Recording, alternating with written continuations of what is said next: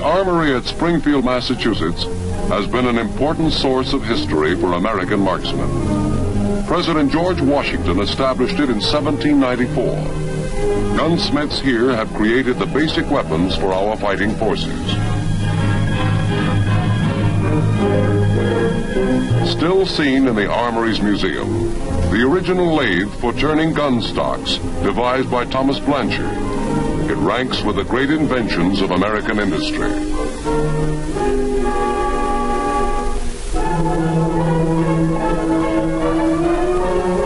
The Billinghurst Requa, one of the first attempts to increase the firepower of the soldier.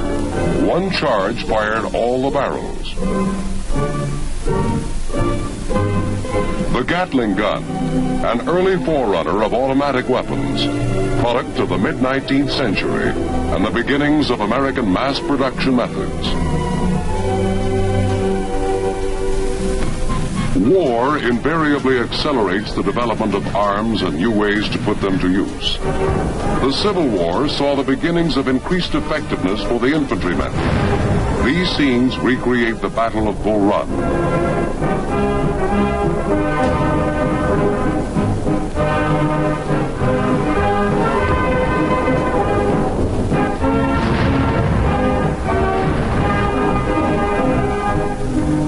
A new century dawned, and interest in marksmanship had been stimulated by the recent Spanish-American War.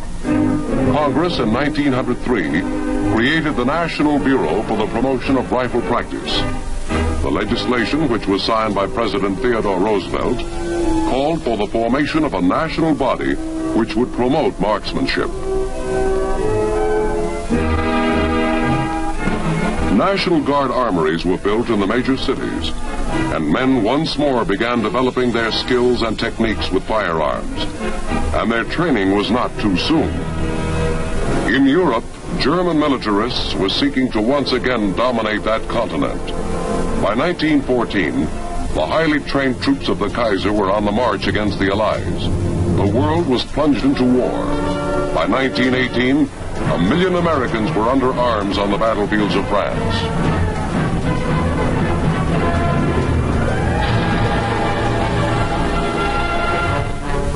Firing their weapons with the same amazing accuracy as the frontiersmen of a previous century, American soldiers built a distinguished battle record. Their equipment, the Springfield .03 rifle. They held fast on the banks of the Marne against superior numbers. New, more potent versions of the machine gun came off the production lines to support our soldiers. Other new weapons included the mortar and heavy artillery. World War I, the end of an old way of life and the beginning of the atomic age. Except for the military and law enforcement forces, most citizens bear arms only in pursuit of sport. During years of peace, they're out in ever-increasing hordes at the crack of dawn, waiting for a shot at a migratory bird in flight.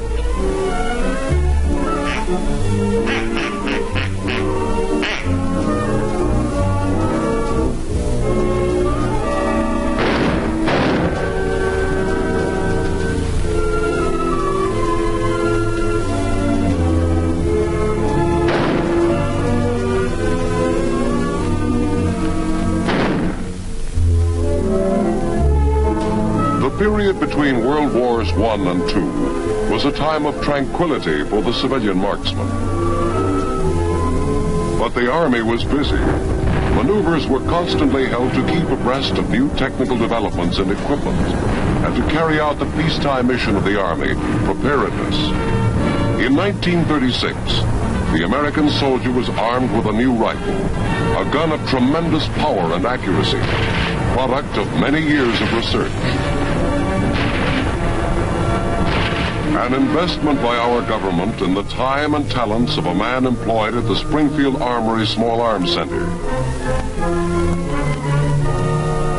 The man was inventor John Garand, who here explains the evolution of the M1 rifle. I'm speaking to you from this United States Army located at Springfield, Massachusetts. You are going to see some of the work that we are doing here at the present time. However, allow me to tell you some of the development at this armory from early colonial times to date.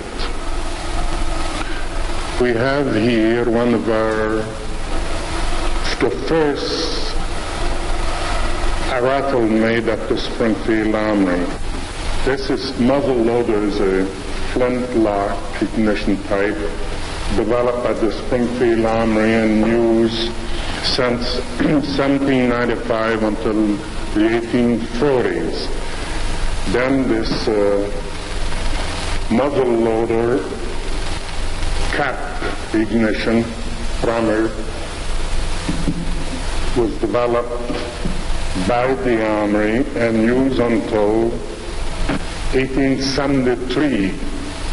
And this centerfire fountain action came into use for the same purpose.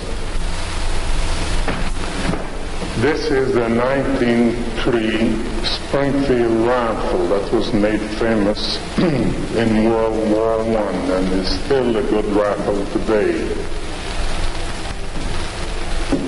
In World War I, about 1916-17, I got interested in making an automatic rifle.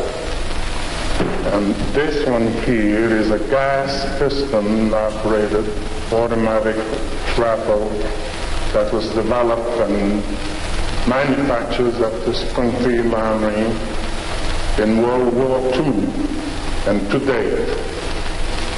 This happens to be the 3 millionth rifle of this design. By the way, this is a forging from which the receiver of the M1 rifle is manufactured. This forging is produced in our own armory, Springfield Armory shops, and on drop hammers, and represents a rather heavy weight, several times that of the finished receiver used on the M1. For the future, we should develop a lighter rifle with the available lighter ammunition that we have now, and alloys, steels, better knowledge. It should be a nice project for the younger generations to tackle and furnish our infantry with the best rifle in the world in years to come. More than 1,800 separate operations make an M1 rifle. And this drop forge is one of the first steps as raw steel and wood are transformed into an instrument of deadly accuracy.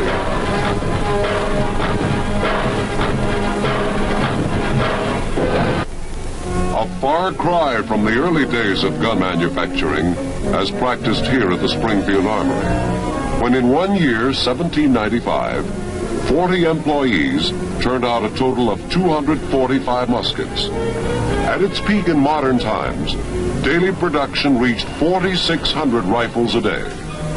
But the use of machine tools has never affected the high standards of manufacture at Springfield, a tradition established right from the start, when gunsmiths had to pay for the material if they spoiled a part, and they faced fine or imprisonment if their gun didn't shoot straight.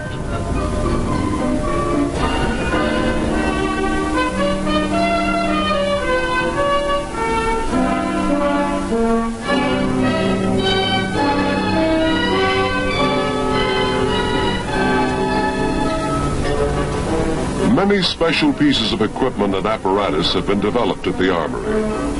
A strange-looking machine is this barrel straightener, which is for visually checking and straightening the new borings.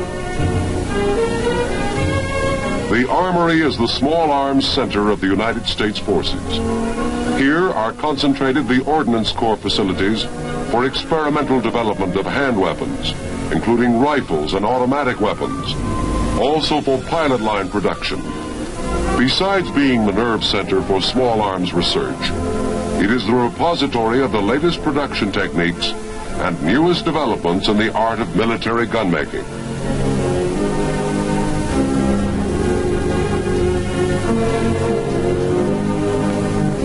Constant inspections make certain that Springfield products measure up to specifications. The Armory also checks civilian-produced items for conformance to standards. The Inspection Division trains and supervises personnel assigned to civilian plants. Close tolerances are necessary for parts like this receiver. The ghost of Thomas Blanchard stalks the woodworking shop as a modern counterpart of his lathe changes blanks of American walnut into gun stocks. In addition to its normal production, the Armory is required to have extra capacity to handle special emergency jobs. A weapon of limited application might take many months to produce outside.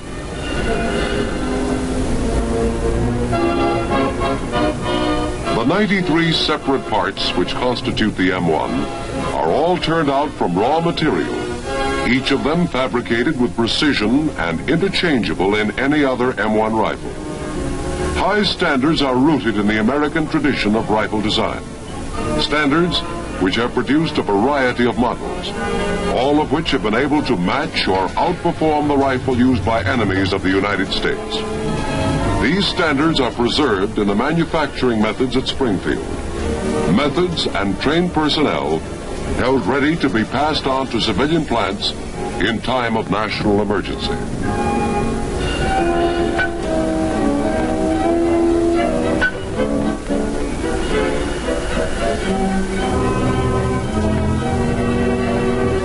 Test firing is one of the last inspections. The many rigid checks along the way and accurate methods of manufacture make it rare that a piece is rejected in this stage.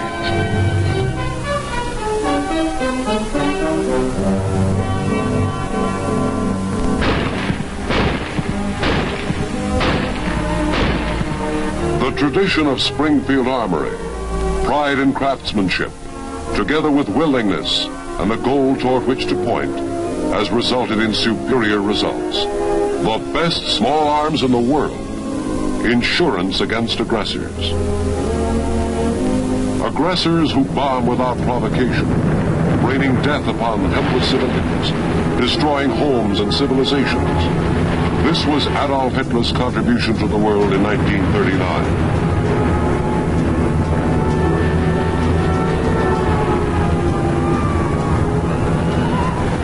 And while Congress considered action, Japan made her contribution.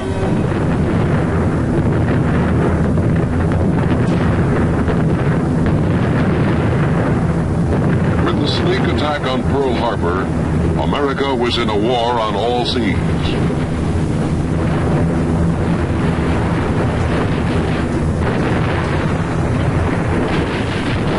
Civilians became soldiers, millions of them, from all parts of the country, transplanted to the distant jungles of the Pacific, stacked against an enemy who had been preparing for years and was determined to fight to the death.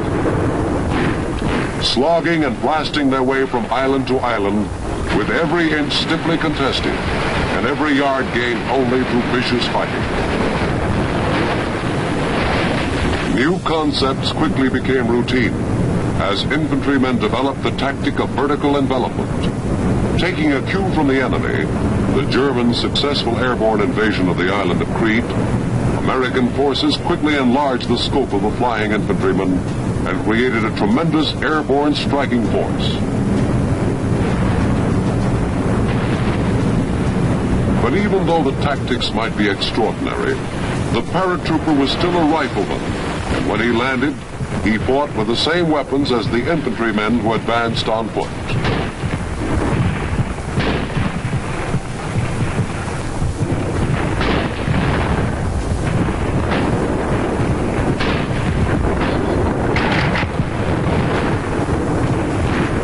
American soldiers in Europe led the free world back across the continent. Equipped with John Garand's M1 rifle, Their firepower was infinitely greater than anything produced in opposition. With the confidence of superior arms, they battered their way to victory in World War II.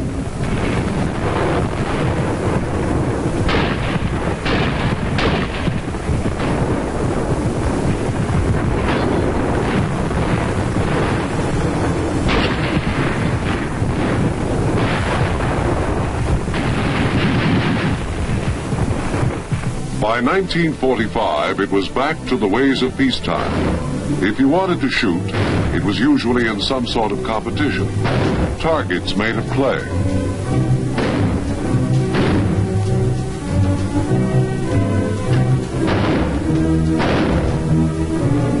The Garand rifle had proved itself over and over in combat, and every man joining the armed forces received thorough training in its operation.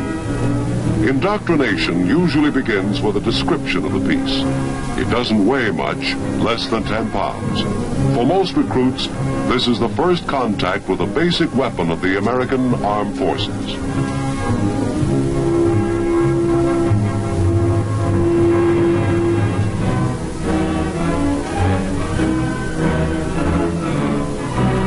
They learn that the gun fires 8 rounds semi-automatically. That is, you have to pull the trigger each time to fire a round.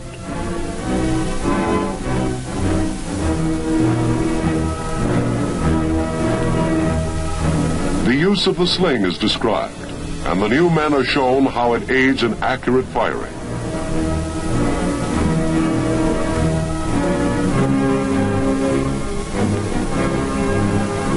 But performance is the only factor that's important in a rifle. And in this department, the M1 is superior to any basic weapon issued by any army. It produces greater firepower without decreasing accuracy. An expert rifleman gives a demonstration of the abilities of the gun which every American soldier is taught to fire.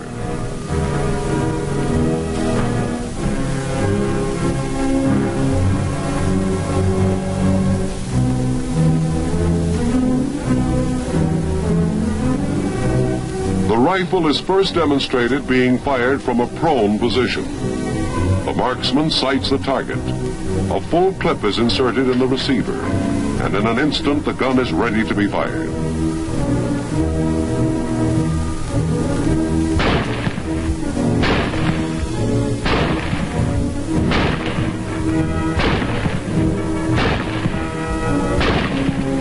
The cartridges are automatically ejected, and reloading is a simple operation. Simply insert another clip of 8 rounds and commence firing.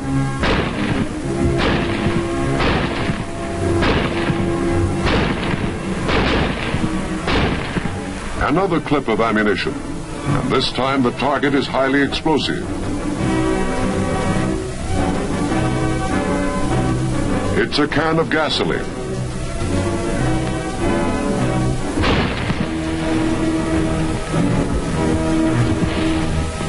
As new arms are developed, troops must undergo constant training in their use. When a new weapon, such as the recoilless rifle, comes off the production lines, it's a big job to teach its operation to millions of men.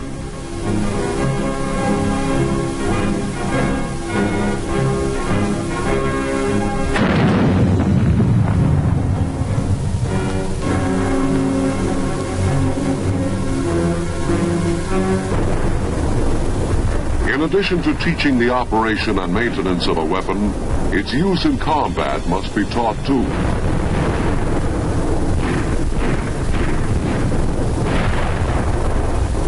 There is no margin for error when the chips are down, when the bullets and projectiles that fly overhead are real. A situation soon to come in the summer of 1950.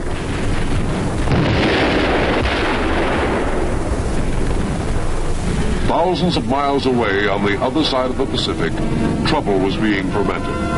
North Koreans, plotted by the communists, were massing strength for a war against the democratic government of Korea, a war which threatened the peace of all nations.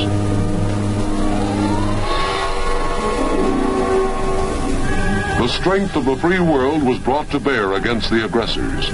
The combination of increased firepower for the individual soldier plus accurate shooting paid dividends in the bloody battles of Korea.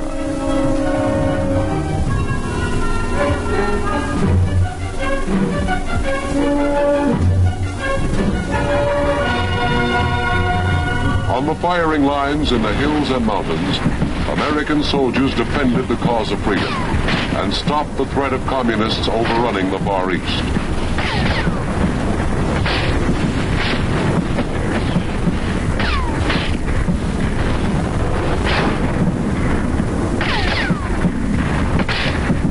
For the third time in 35 years, the American fighting man returned home, never yet bested in battle, still the best equipped and best trained soldier in the world.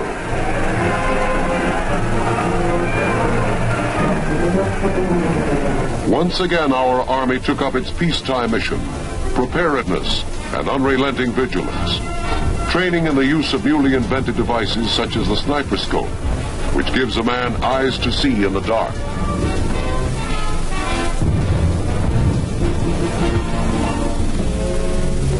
The sighting device uses infrared rays, and this is how an invader looks through the detecting device.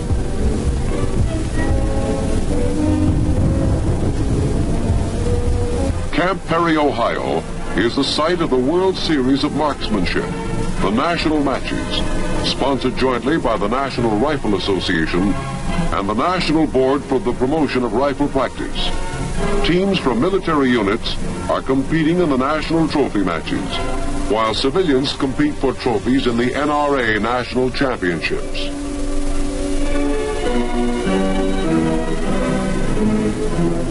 Service personnel are from all over the world. They've qualified for entry by winning titles in their regions. But these matches are equally important to civilian shooters. This is the culmination of a full year of practice and competition in which they have received much cooperation and encouragement from the military.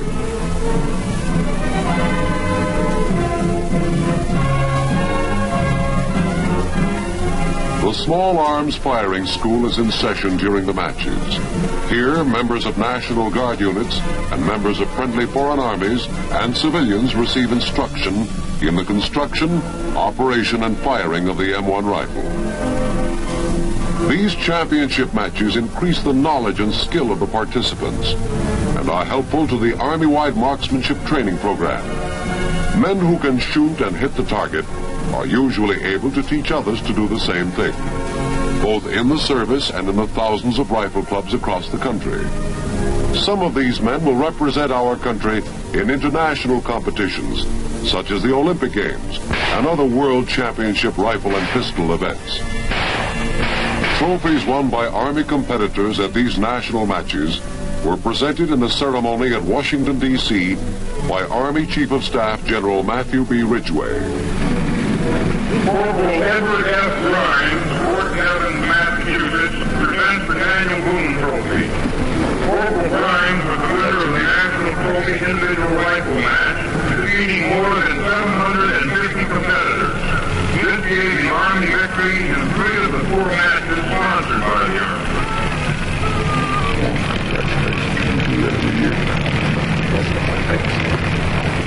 These honors for the sharpshooter are the result of aptitude and training. Training which can be given at an early age in junior clubs such as this group, the Fairlington Junior Rifle Club of Arlington County, Virginia. In just a few years of existence, this organization has produced many young riflemen who have qualified as experts.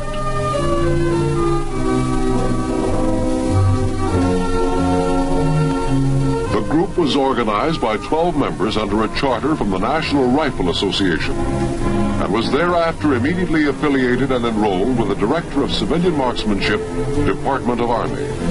In doing so, they became eligible for Army assistance as prescribed by law. One of the principal advantages is access and use of this government-owned firing range at Fort Belvoir. All regular summer and winter practice sessions of the club are held here.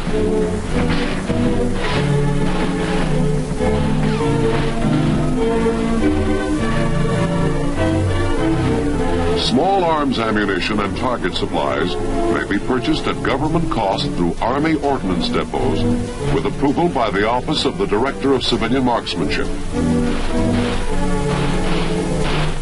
Many of these children, because of their physical size, are unable to effectively handle the heavier government-owned weapons, and thus are required to purchase their own so they may be modified. Through simple modifications, even the youngsters are able to meet the requirements of proper shooting techniques.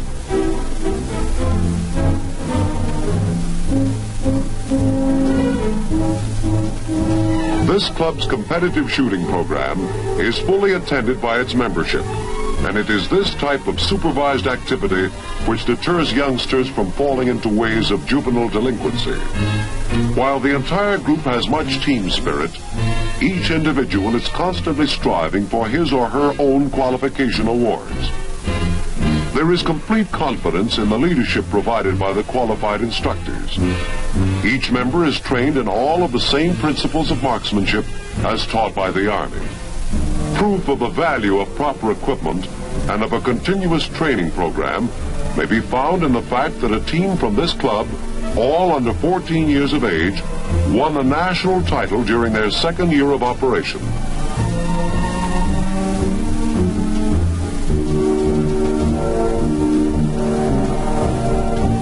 Assistance in the marksmanship training of the youth of America is an important function of the defense establishment. In our history, our soldiers have always had the ability and the equipment to hit the mark. Our future rests with youth to continue that tradition.